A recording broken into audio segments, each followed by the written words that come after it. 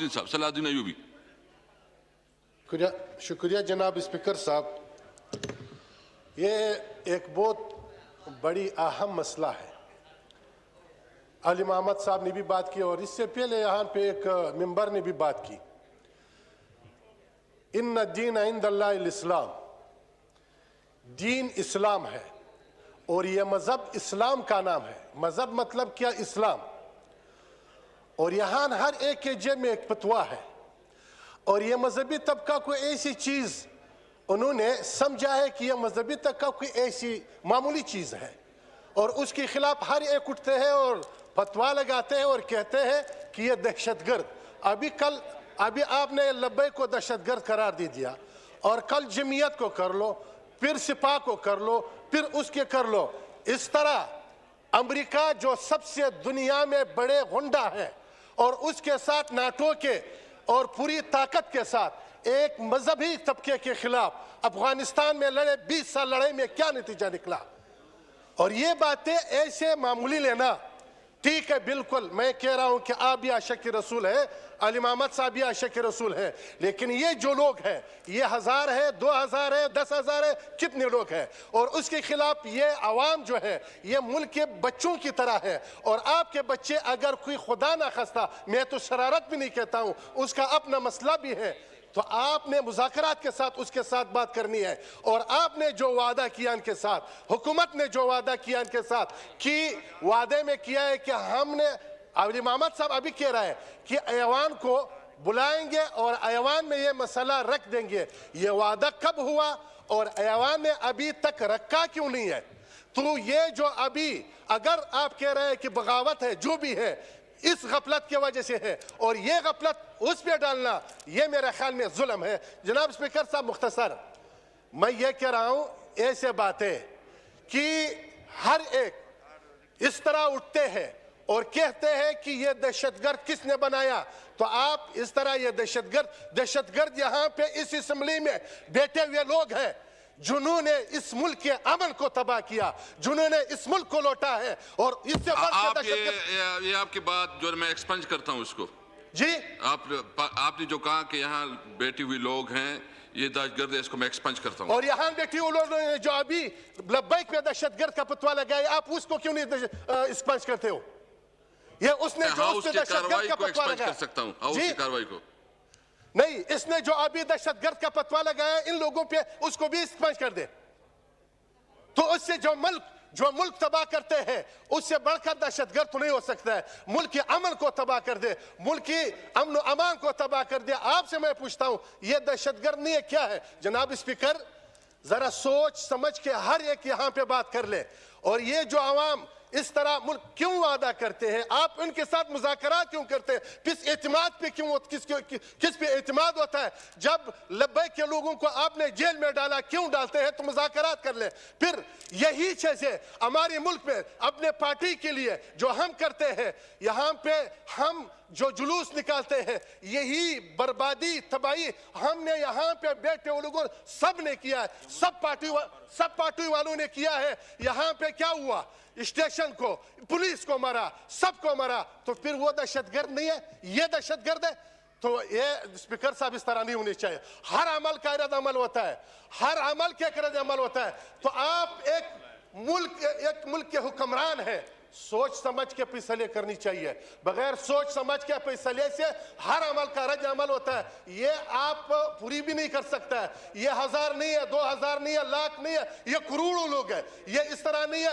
رسول اللہ صلی اللہ علیہ وسلم کے ناموس پہ ہم سب سر قربان کرتے ہیں، صرف منہ سے نہیں، زبان سے نہیں، اور ہم نے عملی ثابت کرنا ہے. شکریہ، تھینک یو جی. میں ایک بات بتاؤں، اس ہاؤس میں کوئی آدمی ایسا نہیں بیٹھا جو حضور صلی اللہ علیہ وسلم کی شان کے اوپر اپنی زندگی نہیں قربان کر سکتا.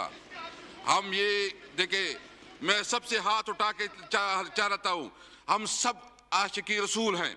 ہم سب جو ہے نا ہمارے لیے اتنا جتنا مطلب ہم سمجھتے ہیں کہ ہم جو ہے نا حضور صلی اللہ علیہ وسلم ہمارے لیے اس کے بارے میں ہم کوئی سیاست نہیں کر سکتے.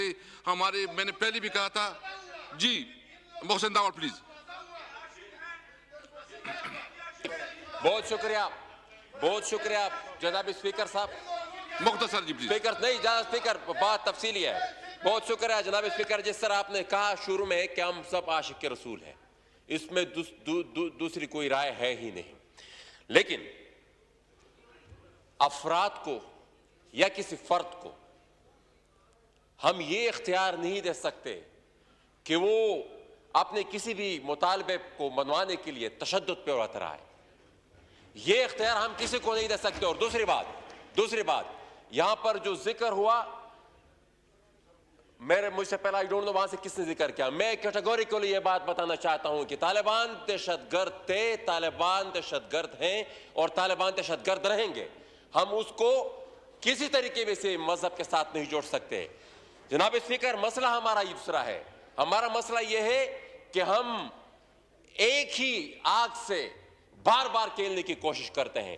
یہاں پر یہ بات ہوئی کہ ہونی چاہیے یہ تحقیقات کہ طالبان کو کس نے بنایا, کیوں کر ہم نے کرائے کی جنگ لڑی افغانستان میں, اور اس کے پھر کیا کانسیکوینسز تھے, کیا رد عمل اس کا آیا, پھر ہم نے کتنا سفر کیا اس رد عمل سے.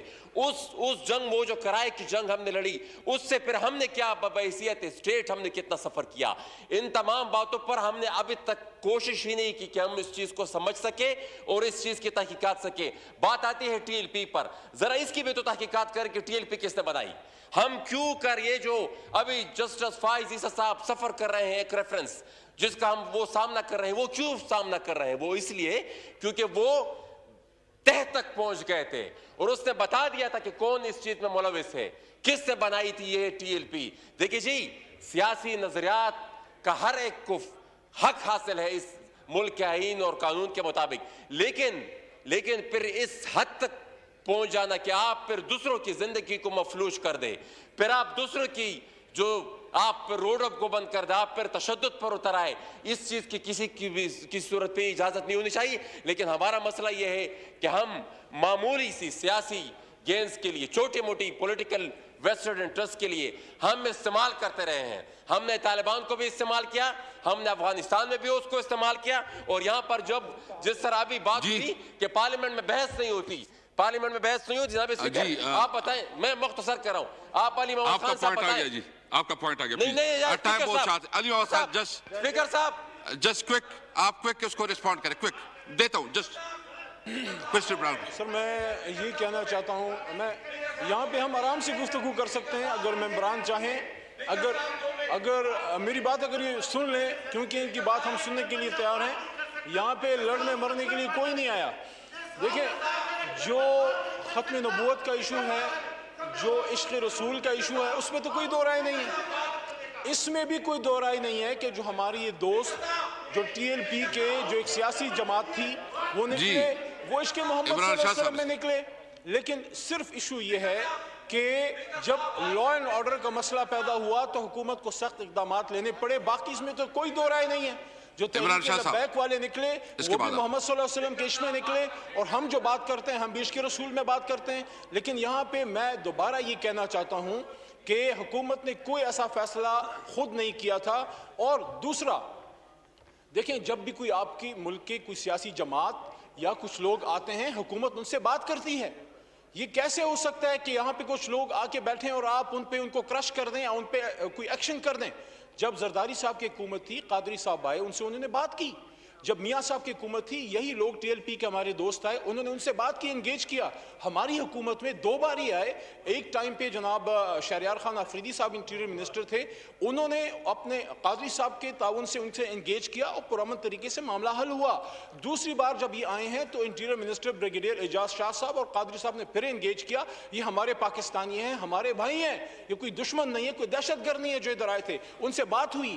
لیکن میں نے دوبارہ آپ کو یہ بتا رہا ہوں کہ بات وہاں پہ ہوتی ہے اور ہوتی رہتی ہے جہاں پہ کوئی بات آپ کی سننے کے لیے تیار ہو. ہم نے ان سے نیگوشیٹ کیا اور ان کو یہی بتایا گیا قادری صاحب کی طرف سے, 7 گھنٹے ان کے ساتھ مستقل نیگوشیٹ کیا کہ ہم آپ کا معاہدہ کر لے آئیں گے. کوئی ایسی بات نہیں ہے, کوئی کسی کا کوئی ظلم زبردستی کی بات نہیں ہے. ہاں, اس بات پہ سب ایگری ہیں, پورا ایوان ایگری ہے کہ کوئی جتھے کو اجازت نہیں ہے, کسی کو اجازت نہیں ہے کہ بزور طاقت, بزور شمشیر یا کوئی پریشر ڈال کے حکومت وقت سے اپنا فیصلہ منا سکے. آپ اپنی بات رکھیں, حکومت اپنے معاملات دیکھے گی اور اس کے بعد اس پہ جو مناسب ہوگا فیصلہ کرے گی. دوبارہ یہ کہنا چاہتا ہوں کہ عمران خان ہو, زرداری صاحب ہوں, یا میاں صاحب ہوں, یا آپ ہو, یا میں ہوں, یا کوئی بھی ہو, کی محمد سے وفات تو نے تو ہم تیرے ہیں.